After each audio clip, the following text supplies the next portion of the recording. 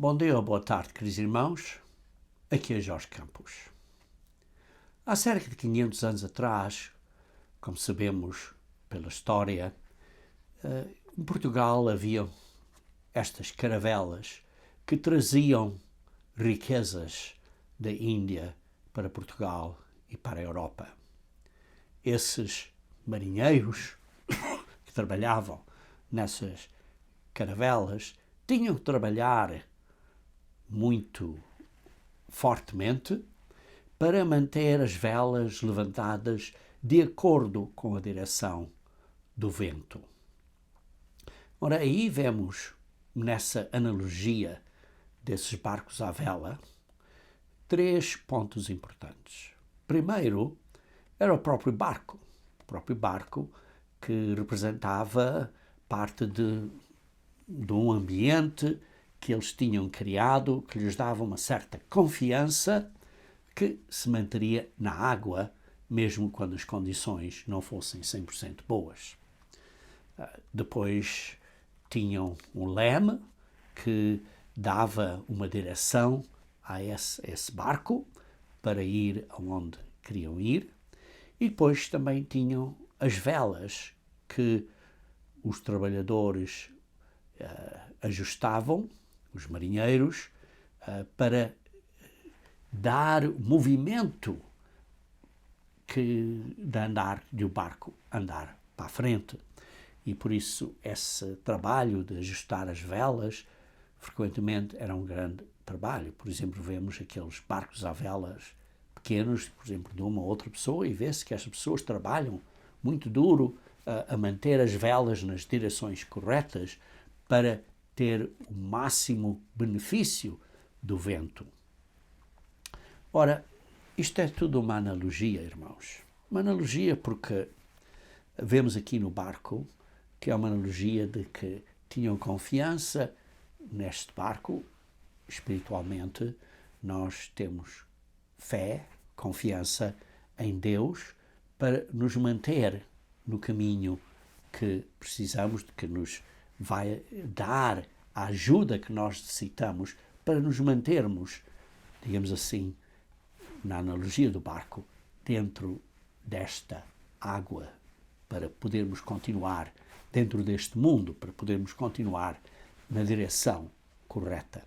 Em segundo lugar, o leme, nesta analogia, que representa a visão da direção que nós queremos ir. Porquê? Porque há uma esperança que queremos ir para aquele futuro, no nosso caso espiritual, é para entrarmos no reino de Deus, e então precisamos desta direção, desta esperança, desta visão, e de ter esta esperança para nos dar a visualização, nos dar a motivação para continuarmos a andar para a frente. E depois temos o trabalho dos marinheiros a trabalharem nas velas, a manterem as velas levantadas, trabalhando em equipe, individualmente e em equipe, para terem o resultado que necessitam, que queriam para chegar ao objetivo, ao destino. E esse trabalho em equipe, muitas vezes, representa um certo sacrifício, um trabalho de amor, de carinho, de uns para com os outros, para chegar ao destino. E por isso vemos nesta analogia que eu estou a dar aqui, de que há fé, uma confiança, de que há uma esperança da visão que temos e que precisamos trabalhar individualmente e coletivamente em amor. Precisamos ter amor uns pelos outros e amor para com Deus. Em 1 Coríntios, capítulo 13, versículo 13, lemos: Agora, pois, permanecem a fé, a esperança e o amor. Estes 3. Mas o maior destes é o amor. Simbolizado nesta analogia que representa o trabalho de amor de uns pelos outros para podermos realizar o objetivo. Hoje, queridos irmãos, eu quero que vocês entendam a importância de este alinhamento muito perto de um com o outro da fé, da esperança e do amor. Nós precisamos de entender como estes três, digamos assim, trabalham em conjunto. E nós precisamos, particularmente, entender as nossas responsabilidades de amor um para com o outro, porque o maior deles, como lemos em 1 Coríntios 13, é o amor. E por isso precisamos trabalhar em carinho um com os outros para chegarmos ao nosso destino, que é entrar no reino de Deus. A pergunta, então, em primeiro lugar, é: entendemos bem claramente qual é o goal, qual é a meta, qual é o objetivo final? O objetivo final, queridos irmãos, é de virmos a ser filhos e filhas de Deus no reino de Deus, para chegarmos à glória, para Deus ter muitos filhos na glória, como lemos em Hebreus, capítulo 2, versículo 20. Mas vamos então ver o golo com outra escritura, que é em Mateus, capítulo 6, versículo 33. Mateus 6, versículo 33. Mateus 6, versículo 33.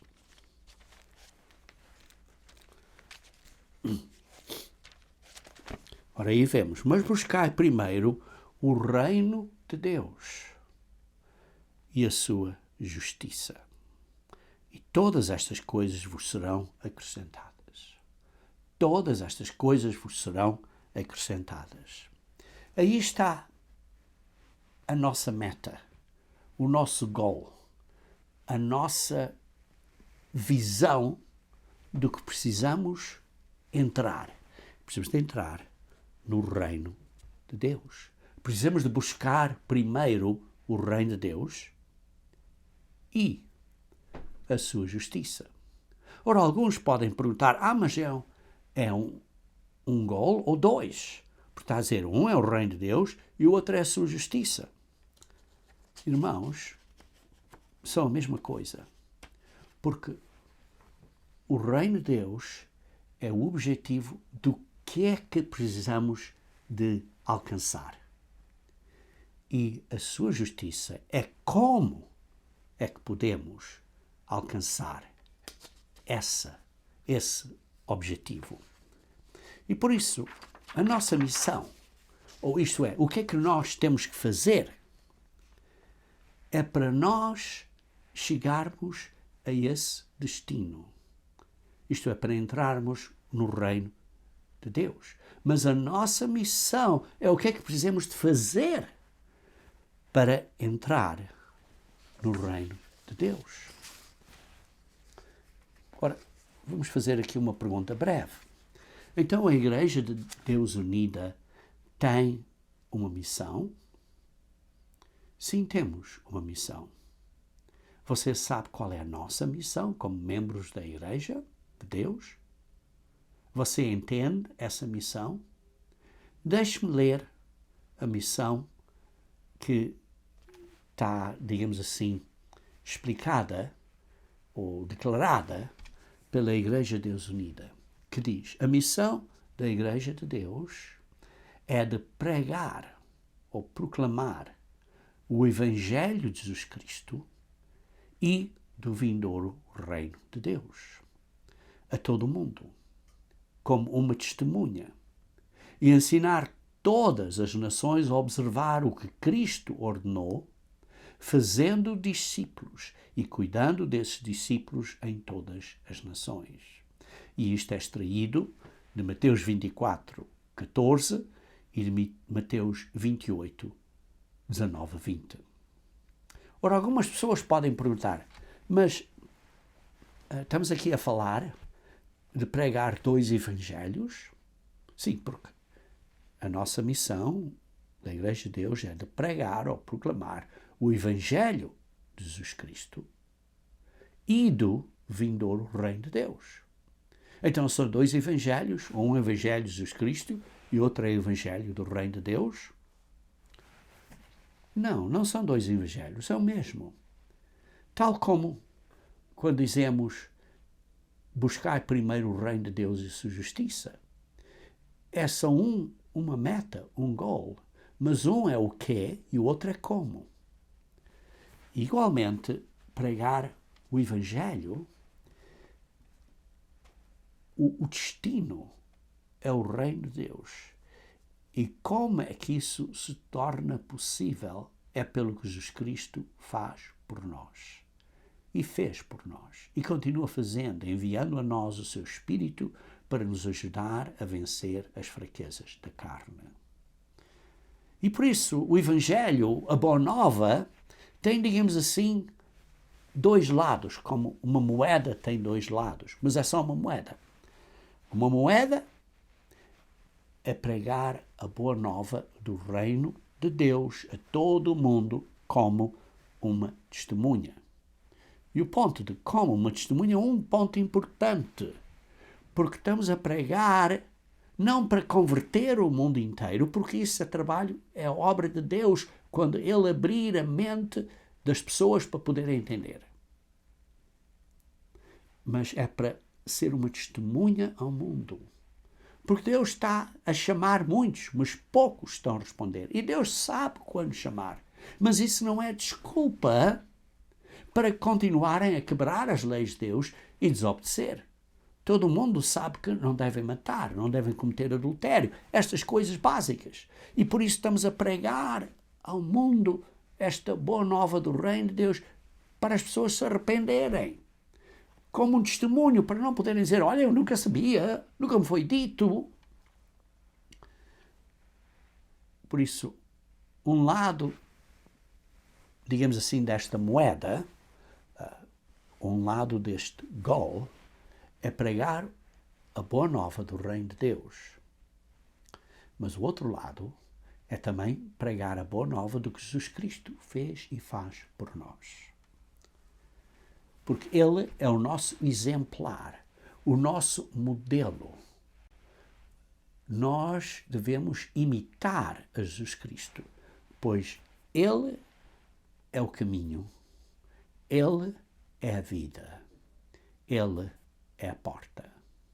E por isso, irmãos, precisamos de emular, copiar, imitar Jesus Cristo. E por isso precisamos de conhecer Jesus Cristo, o que Ele fez, como Ele é, o caráter dele, e aprendermos dele para praticarmos, para crescermos na graça dele. Por isso é que diz, cresçam na graça e no conhecimento do nosso Senhor e Salvador Jesus Cristo.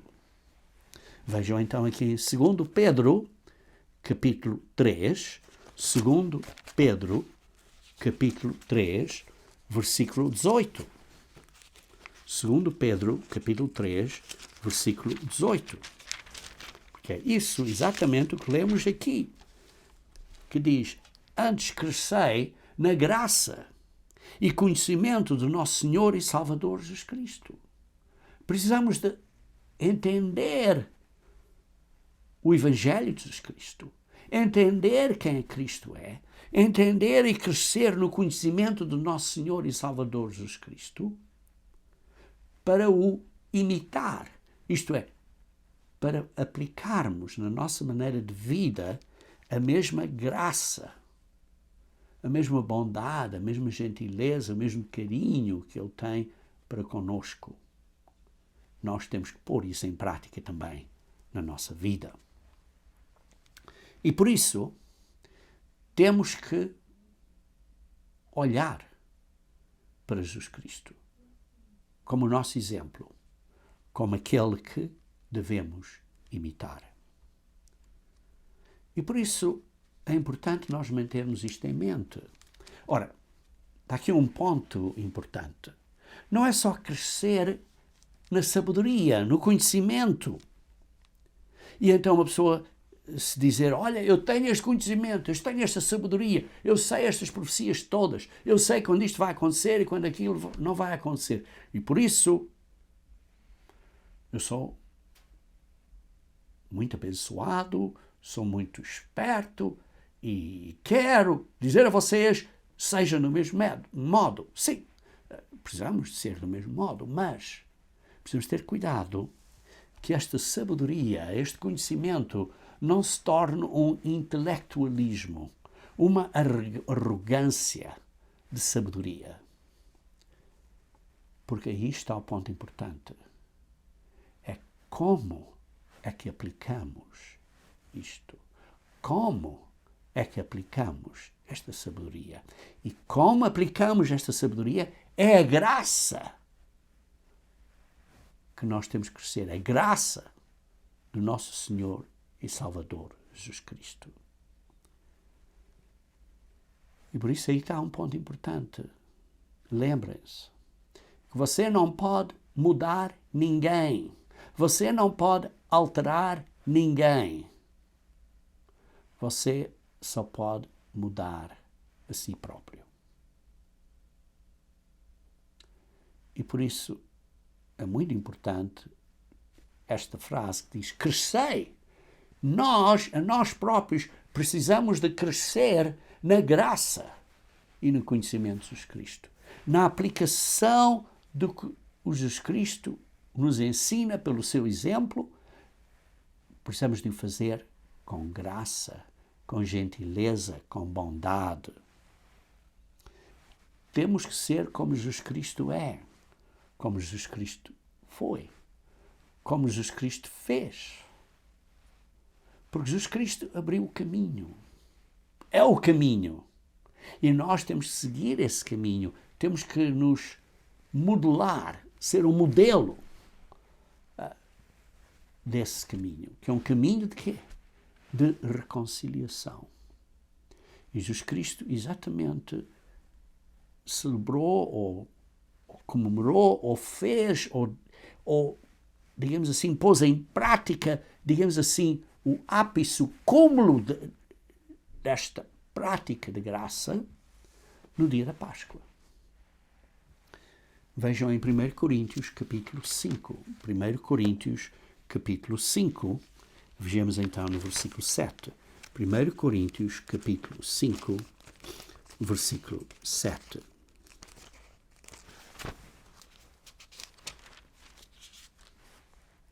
Purificai-vos, pois, do fermento velho, deste pecado velho que temos, para que sejais uma nova massa, assim como estáis sem fermento, porque Cristo, nossa Páscoa, foi sacrificado por nós. Jesus Cristo demonstrou um exemplo de sofrer por outros e ele não fez nada errado. Jesus Cristo podia ter dito, isso é injusto, eu não fiz nada errado. Eu nunca pequei. Mas através deste desafio que ele teve, ele confiou no Pai e teve esperança sempre no resultado final que ele ia encontrar. E por isso nós temos que imitar a ele e ter esta fé nele, e precisamos de mudar através do poder do Espírito Santo. Então isso é parte da história da Boa Nova do Evangelho de Jesus Cristo. E a primeira parte é que nós temos de seguir o seu exemplo. E por isso, imediatamente após a Páscoa, temos a festa dos Pães-Asmos, que, como se lê aqui em 1 Coríntios capítulo 5, versículos 7 e 8, vimos que está a falar aqui de tirar o fermento, no versículo 7, e no versículo 8 diz, por isso façamos a festa. A festa de quê? A festa dos Pães-Asmos. não com o fermento velho do pecado, nem com o fermento da maldade e da malícia, mas com os ázimos, isto é, o pão sem fermento, da sinceridade e da verdade. E por isso, os dias santos de Deus, as festas de Deus, não as festas mundanas, mas as festas de Deus, nos dão, digamos assim, uma estrada de mapa para podermos seguir o caminho para o reino de Deus. E então, por isso nós temos que imitar Jesus Cristo, sendo um sacrifício vivo, como ele foi. Ele foi um sacrifício, mas teve que morrer. Nós temos que viver uma vida em que há sofrimento. Em Romanos capítulo 12, versículo 1 e 2, Romanos 12, versículo 1 e 2, lemos: Rogo-vos, pois, irmãos, pela compaixão de Deus, peço a vocês, irmãos, por misericórdia, pelo amor de Deus, que apresentais os vossos corpos em sacrifício, vivo, santo e agradável a Deus. Irmãos, muitos irmãos na igreja estão a passar por dificuldades muito grandes, físicas, de doenças mentais, emocionais, financeiras, e que às vezes podemos ajudar, mas muitas vezes não podemos ajudar completamente. Simplesmente não temos, às vezes, recursos suficientes para ajudar os outros, embora queiramos. Mas tentamos ajudar conforme podemos. Mas aqui está o ponto, que a mensagem é que vamos passar, diz aqui, por sacrifícios.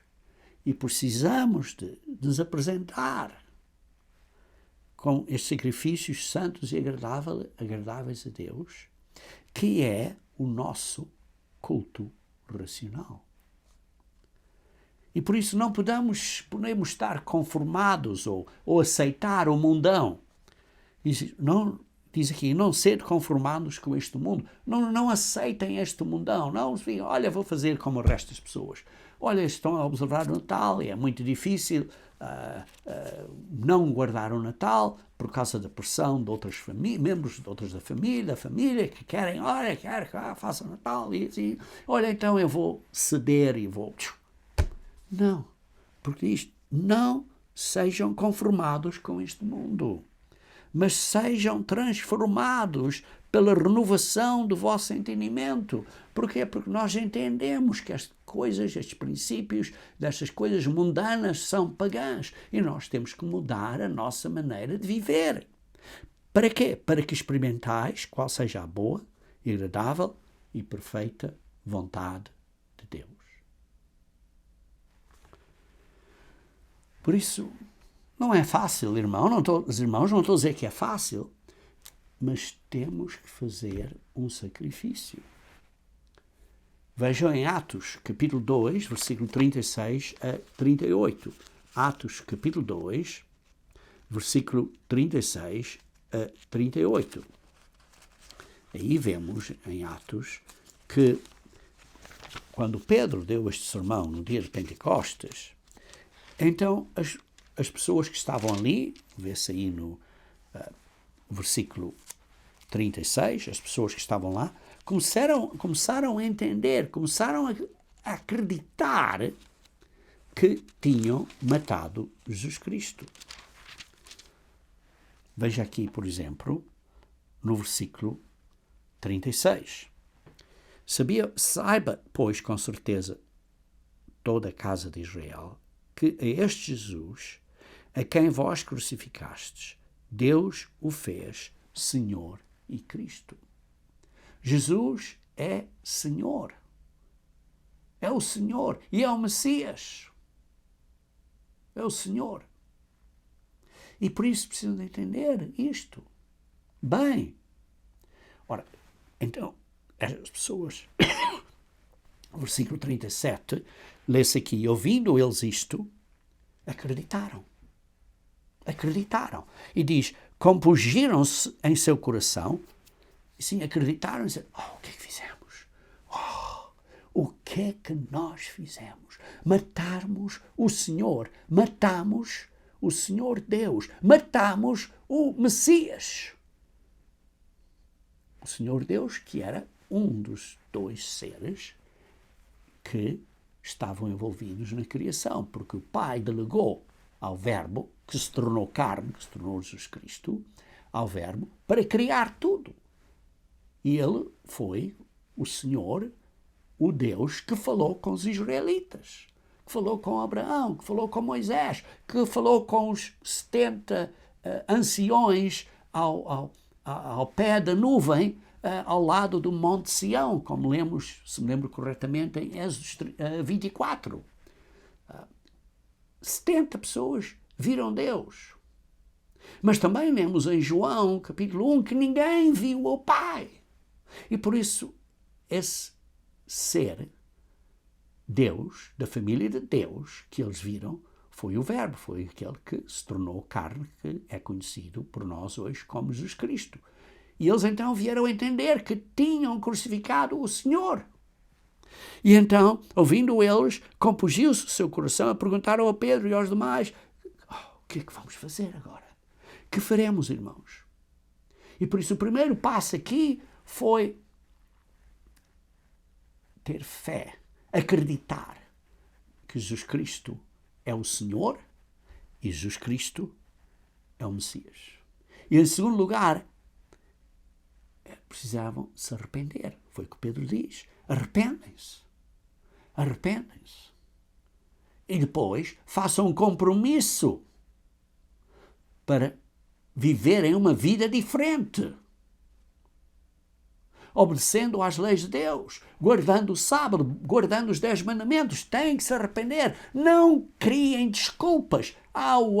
Sim, esta coisa, o dia de Natal, não, a coisa é tão bonita. Ou esta domingo de Páscoa com os ovozinhos e os coelhinhos, é tão bonitinho. E fazemos isto para as crianças, está claro. E olha, mas estamos a mentir, porque o Papai Noel não existe, sim, não vem pela chaminé, não cabia lá, não existe. Mas é uma mentira.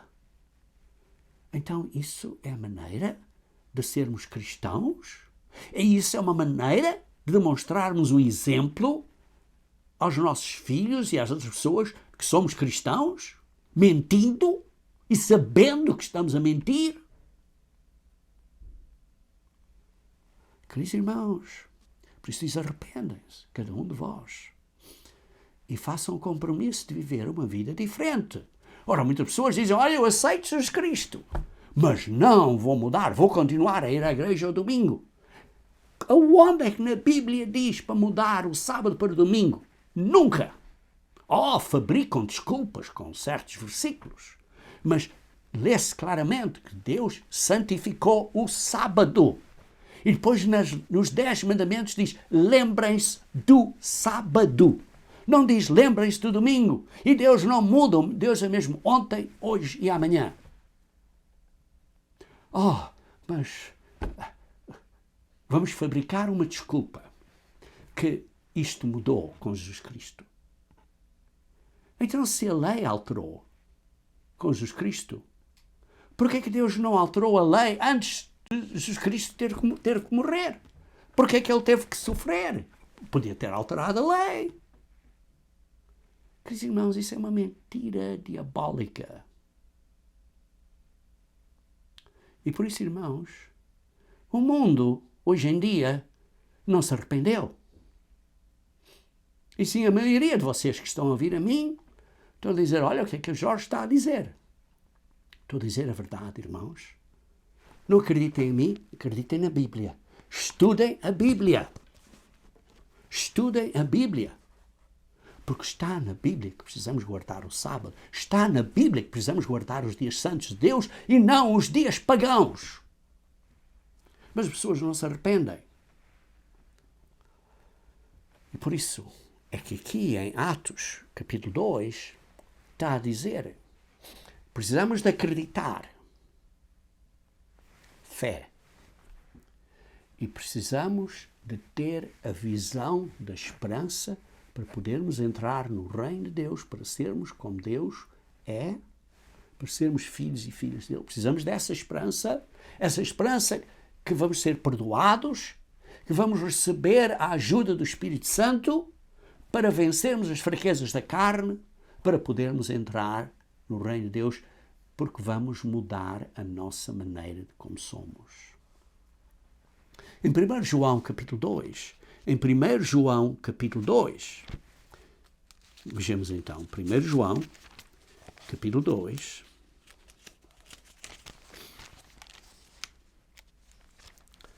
João capítulo 2, versículo 3 a 6. E nisto sabemos que o conhecemos, se guardamos os seus mandamentos.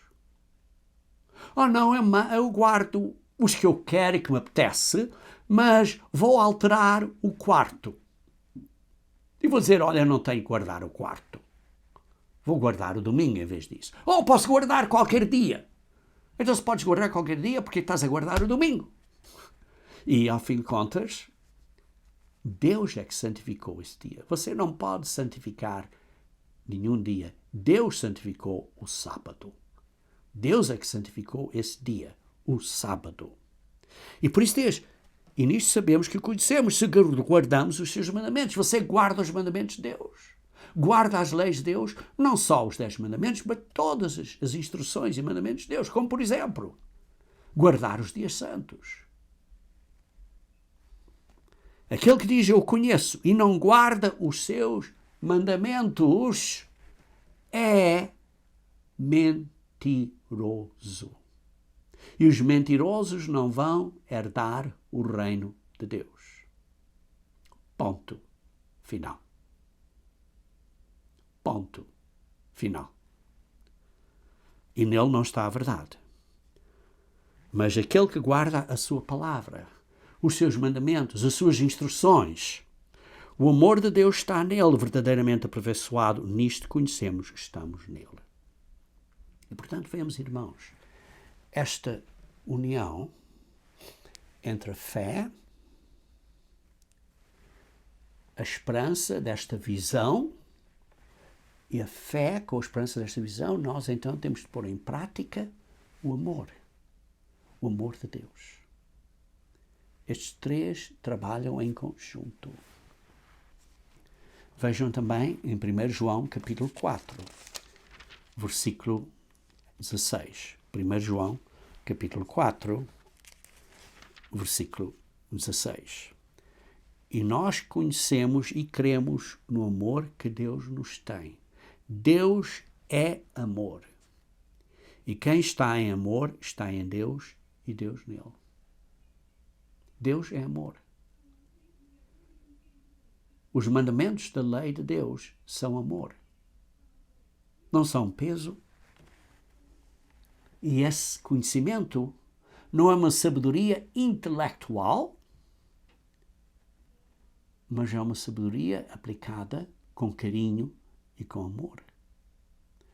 E por isso, esta fé, esta confiança em Deus, esta visão da esperança de virmos a ser filhos e filhas de Deus no reino de Deus, trabalhando em conjunto, nos dá uma motivação para trabalharmos em amor como uma equipe e individualmente. Tal como os marinheiros tinham de trabalhar para manter as velas em cuidado de um para com o outro. Irmãos, vejamos aqui em Efésios capítulo 4. Efésios capítulo 4, versículo 13. Até que todos cheguemos à unidade da fé e ao conhecimento do Filho de Deus, a saber como Cristo era, como expliquei há pouco, para o podermos imitar, para que cheguemos a vir a ser o homem perfeito, a sermos um varão perfeito, à medida da estatura completa de Cristo. Ele é o nosso padrão. Não nos comparamos uns com os outros, comparamos-nos com Cristo. Não se comparem a mim, comparem-se a Cristo. Olhem para Cristo. Eu sou simplesmente o mensageiro da palavra de Deus para apontar a vocês para Cristo. Versículo 14. Para que não sejamos mais meninos inconstantes, levados em roda por todo o vento de doutrina. Irmãos, há muitas falsas doutrinas por aí. Pelo engano dos homens que com astúcia enganam fraudulosamente. Irmãos, muitos falsos cristãos, muitos ministros que se chamam ministros de Jesus Cristo, muitos pastores que se chamam pastores, estão a enganar fraudulosamente. Primeiro ponto para ver é, estão a guardar o sábado. Se não estão a guardar o sábado, deixe. Porque têm que guardar o sábado de acordo com a Bíblia diz. Por isso, estão a mentir. Segundo, estão a guardar os dias santos de Deus. Porque é parte da palavra de Deus para guardarmos os dias santos de Deus. Terceiro, estão a observar as leis de carnes limpas, só comer carnes limpas. Queridos irmãos, se não estão a fazer estas coisas que são básicas, como é que vocês podem estar a ouvir eles e a acreditar no que eles estão a dizer? Porque estão a enganar fraudulosamente. Se enganam nestas coisas básicas, quanto mais em outras. Antes, versículo 15, seguindo a verdade em amor. Seguindo a verdade. Tendo o verdadeiro conhecimento de Jesus Cristo, a verdade da Bíblia. Mas não é uma coisa intelectual. Oh, eu sou melhor que tu, tens de seguir isto. Não, irmãos. Temos de ter amor. Assim crescemos em tudo naquele que é a cabeça, Cristo. Em 1 Coríntios, capítulo 13, vejam, por exemplo, o versículo 4. 1 Coríntios, capítulo 13, versículo 4.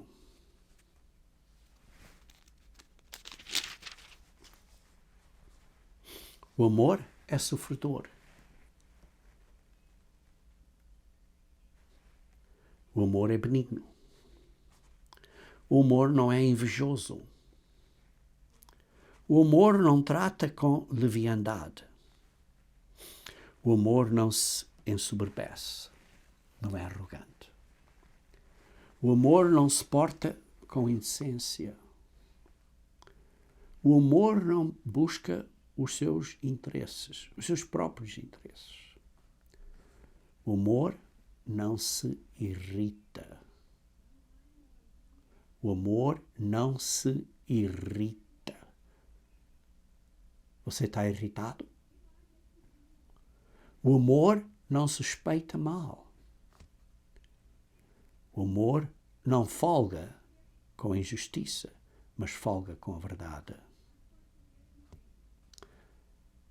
O amor tudo sofre, tudo crê, tudo espera, tudo suporta.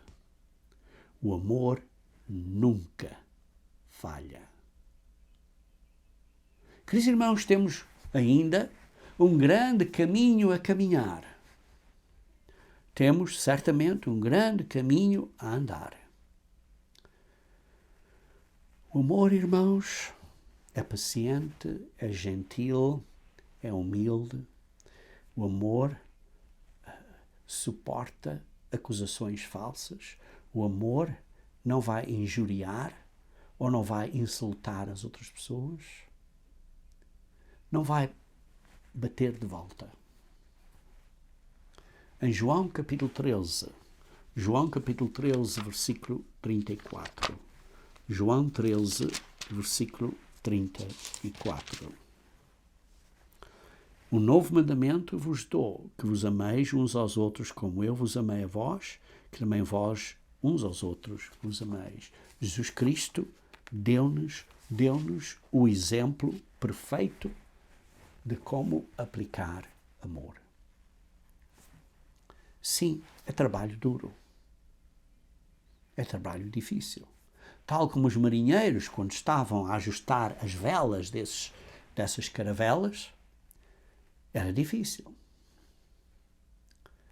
E tinham continuamente a ajustar conforme o vento assoprava, e era trabalho duro. Trabalho é duro. A nossa vida cristã é uma vida em que temos que estar a navegar,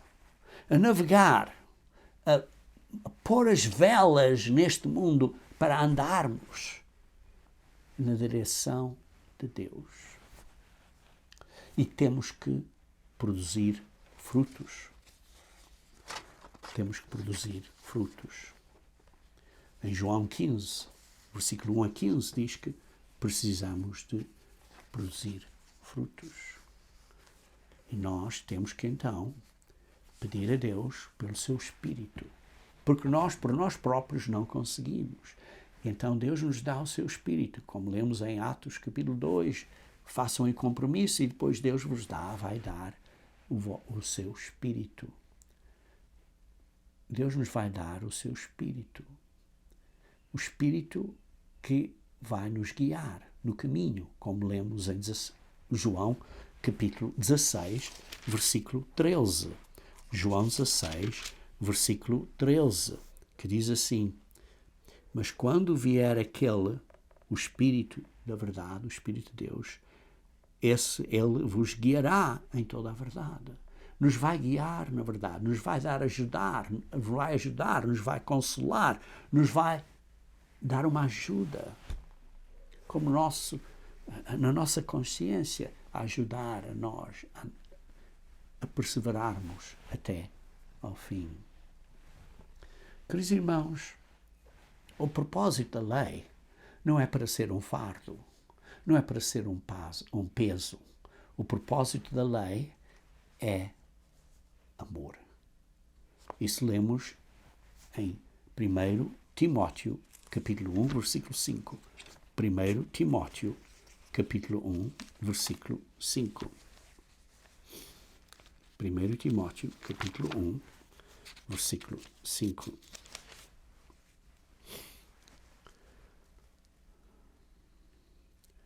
Diz assim: ora, o fim do mandamento é o amor.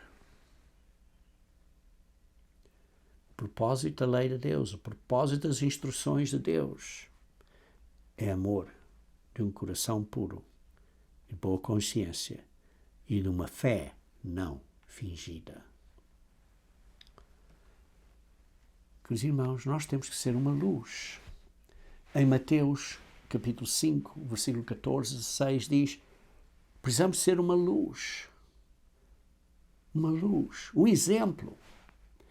A nossa responsabilidade, o que nós temos que fazer individualmente, é sermos um exemplo. Como é que você pode pregar o Evangelho, ajudar a pregar o Evangelho, se você é má pessoa? Se você está a tratar mal as outras pessoas? Isso é um mau exemplo. Isso é um mau exemplo. Queridos irmãos, com a ajuda do Espírito Santo, nos vai ajudar a seguir o caminho de Deus, na direção correta. E por isso precisamos ter este leme bem fixado no gol, em fé. As nossas mentes estão focadas no reino de Deus, temos esta visão, na esperança do golo, e então precisamos de usar o poder de Deus, o Espírito Santo de Deus, para mudarmos. Em Isaías 55, versículo 11, Isaías 55, versículo 11, lemos: assim será a minha palavra que sair da minha boca. Ela não voltará para mim vazia, antes fará o que me apraz e prosperará naquilo que a enviei. A palavra de Deus, que é descrita aqui na Bíblia, tal como o Espírito Santo de Deus que sai, que vem para nós, não volta a Deus vazio vai produzir frutos. Por isso nós temos que produzir frutos, irmãos. Vejam em 2 Timóteo capítulo 1, 2 Timóteo capítulo 1, versículo 6 a 7. 2 Timóteo capítulo 1, versículo 6 a 7.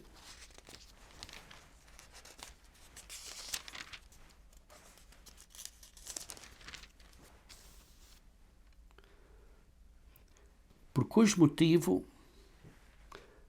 te lembro que despertes o dom de Deus, isto é o Espírito Santo, que existe em ti pela imposição das mãos. Isto é, após o batismo, recebemos a imposição das mãos para receber o Espírito Santo de Deus, e porque Deus não nos deu o espírito de temor, mas de fortaleza e de amor e de moderação. O Espírito de Deus nos ajuda. O Espírito de Deus que recebemos pela imposição do ministério após o batismo é como recebemos o Espírito Santo de Deus, pela imposição das mãos. E Deus não nos deu um espírito de temor, mas de amor. E por isso estamos a negligenciar esse dom. Vejam em 1 Timóteo, capítulo 4, versículo 14. 1 Timóteo, capítulo 4, versículo 14. Diz: não desprezes o dom que há em ti, o qual te foi dado por profecia, com a imposição das mãos do presbitério, pelos ministros de Deus. E por isso não desprezes a guia, a ajuda do Espírito Santo de Deus. Não trates isso sem valor. Porque vivemos num mundo em que o amor se vai esfriar. Lemos isso em Mateus 24. O amor se está a esfriar. Mateus 24, versículo 12 e 13. Mateus 24, versículo 12 e 13. E por se multiplicar a iniquidade, que é o que está acontecendo no mundo hoje em dia, queridos irmãos, o amor de muitos esfriará. Mas aquele que perseverar até ao fim será salvo. Perseverando com amor, sem esfriar. Sem esfriar. E este Evangelho do Reino será pregado em todo o mundo em testemunho a todas as nações. A boa nova do Reino de Deus é pregada, diz aqui, em testemunho, não diz aqui para salvar mais almas. Hoje em dia, a boa nova do Reino de Deus é pregada em testemunho a todas as nações. E então virá o fim. Quando Jesus Cristo vier e Ele então converter o mundo inteiro, sim, muitas pessoas serão salvas. Mas hoje em dia, só aqueles que estão a receber a chamada de Deus e que se estão a arrepender e que estão a seguir o caminho e que estão a responder à chamada é que estão a seguir esse caminho. E, queridos irmãos, se você for sincero e olhar para o mundo à sua volta, quantas pessoas é que realmente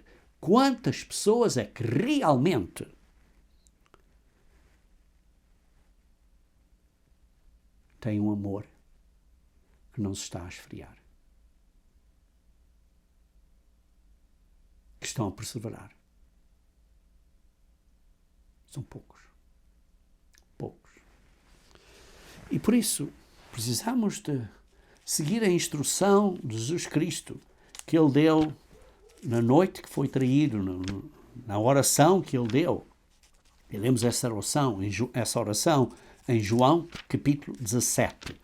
João, capítulo 17, lê-se no versículo 20 a 23, que diz: e não rogo somente por estes que estão aqui ao meu lado, estes são apóstolos, mas também por aqueles que pela tua palavra hão de crer em mim, aqueles que, como nós, hoje em dia, muitos anos depois, para que todos sejam um, para que nós sejamos um. Como tu, ó Pai, o és em mim e eu em ti.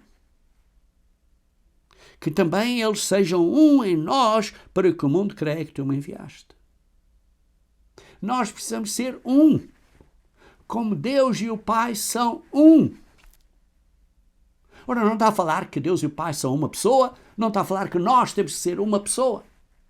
Temos que ser um, unidos, trabalhando unidos, com o ombro ao lado do ombro e trabalhando para esta obra. Eu neles e tu em mim, para que eles sejam perfeitos em unidade. A oração de Jesus Cristo é que viéssemos a ser um, como eles são um, como o Pai e Jesus Cristo são um. Essa é a motivação, o desejo de Jesus Cristo. E a única possibilidade de sermos um é com amor. Colossenses capítulo 12. Colossenses capítulo 12. Colossenses capítulo 3, versículo 12. Colossenses capítulo 3, versículo 12. Lemos. Revesti-os, pois, como eleitos de Deus. Isto é, chamados e eleitos. Isto é, pessoas que estamos a responder à chamada de Deus. Santos e amados. Quer dizer, somos eleitos, estamos a responder à chamada de Deus, estamos a observar os mandamentos de Deus, estamos a fazer as coisas que Ele manda, estamos a pôr em prática o amor de Deus. Diz, santos e amados, de entranhas de misericórdia, de benignidade, de humildade, de mansidão, longanimidade. Temos que nos revestir de mansidão, temos que nos revestir de misericórdia, temos que nos revestir de benignidade, temos que nos revestir de humildade, temos que nos revestir de longanimidade, suportando-vos uns aos outros e perdoando-vos uns aos outros. Você está a perdoar os outros? Não estou a perdoar porque eles não perdoam a mim. Não, irmão, não é assim. Você tem que perdoar. Perdoem ou não perdoem a você, você tem que perdoar. Se alguém tiver queixa contra o outro, assim como Cristo vos perdoou, também fazei vós. E sobre tudo isto, revesti-vos de amor, que é o vínculo da perfeição. Amor, digamos assim, é a cola da perfeição. De sermos perfeitos, de sermos um.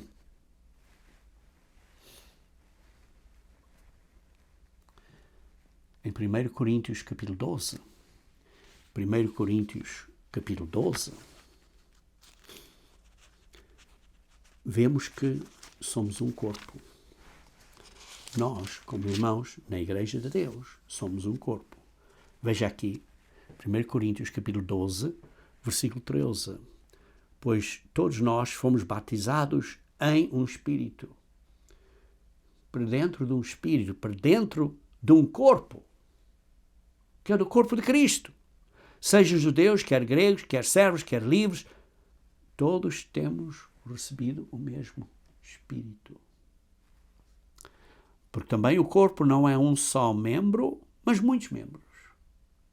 Sim, o seu corpo físico não é só um dedo, muitos dedos, mas só um dedo. Não, o seu corpo físico tem uma mão com 5 dedos, outra mão com outros 5 dedos, tem ombros, tem cotovelos, tem joelhos, tem 2 olhos, tem um nariz, tem uma boca.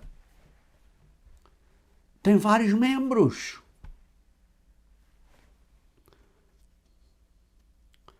Versículo 15. Se o pé disser, porque não sou mão, não sou do corpo. Se o pé disser, porque eu não sou uma mão, não sou parte do corpo. Se uma pessoa disser, olha, porque eu não sou um ministro, não estou a pregar, não sou parte do corpo. Ridículo. E se a orelha disser, porque não sou olho, não sou do corpo. Não será por isso do corpo? Se todo o corpo fosse olho, onde estaria o ouvido? E se todo fosse ouvido, onde estaria o olfato? Mas agora Deus colocou os membros no corpo, cada um deles como Deus quis.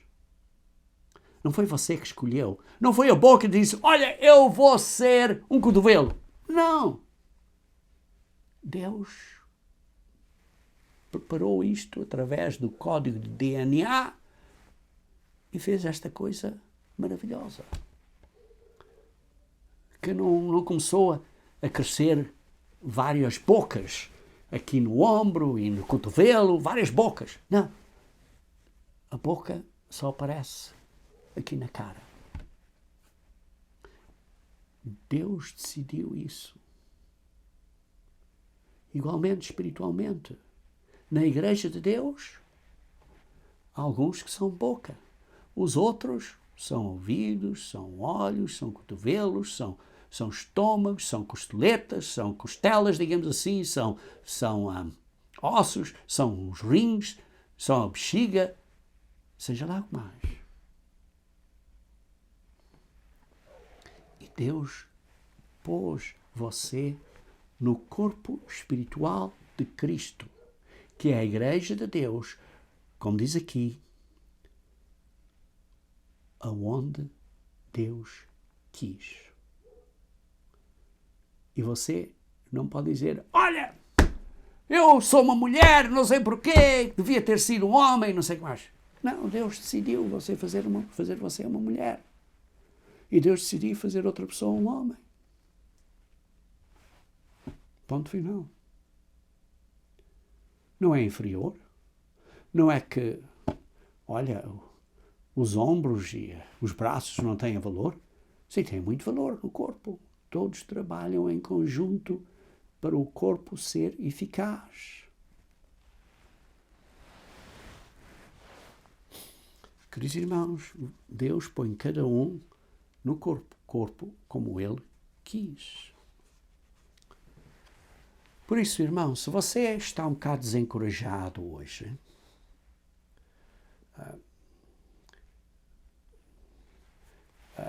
então fique encorajado. Encoraje-se, porque Deus está a trabalhar com você. Deus prometeu que vai ter sofrimentos. Temos que trabalhar. Trabalhar a pôr essa vela na direção correta. Temos que trabalhar a fazer o que Deus quer, individualmente e coletivamente. Para você trabalhar efetivamente, coletivamente, você tem que fazer a sua parte privadamente, individualmente. E por isso, é uma obra de amor incondicional. Um amor que vai esforçar para haver união. Este esforço de equipe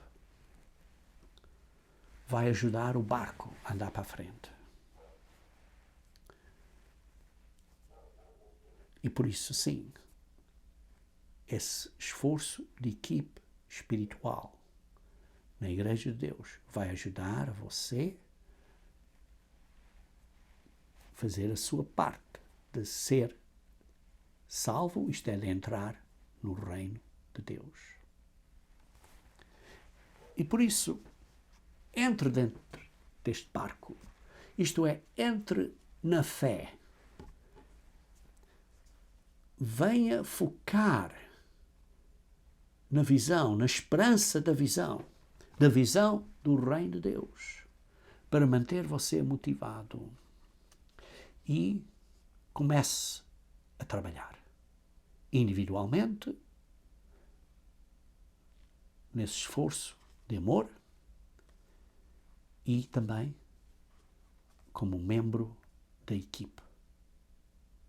Tem que ser humilde e se esforçar para ser parte da equipe. E não esteja a dizer, olha, os outros não querem que eu seja parte da equipe. Não, você tem que ser humilde e falar sempre respeitosamente.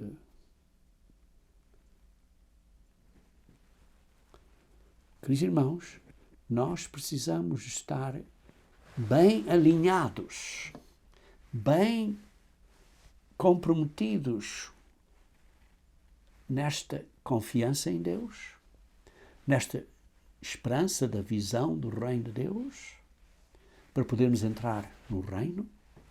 E precisamos de entender as nossas responsabilidades individuais e coletivas para trabalharmos neste esforço de amor, para praticarmos o amor como Deus quer que pratiquemos. E esse foi o desejo de Jesus Cristo antes de morrer, como lemos em João capítulo 17, João capítulo 17, versículo 24. João 17, versículo 24. E diz: Pai, aqueles que me deste, quero que, onde eu estiver, também eles estejam comigo, para que vejam a minha glória, que me destes, porque tu me amastes antes da fundação do mundo. Deus quer que você esteja no reino de Deus, para poder ver a glória de Deus. E para você ser parte, ser co-herdeiro dessa glória. Filhos e filhos de Deus na glória. Essa glória que Ele planejou. Ele morreu por você, para trazer muitos filhos à glória. Ele é o autor da salvação, para trazer muitos filhos à glória. Ele quer que você seja glorioso. E esse foi o desejo dele antes de ele morrer. Esse foi o seu último desejo, o seu último voto. Agora eu quero fazer você uma pergunta.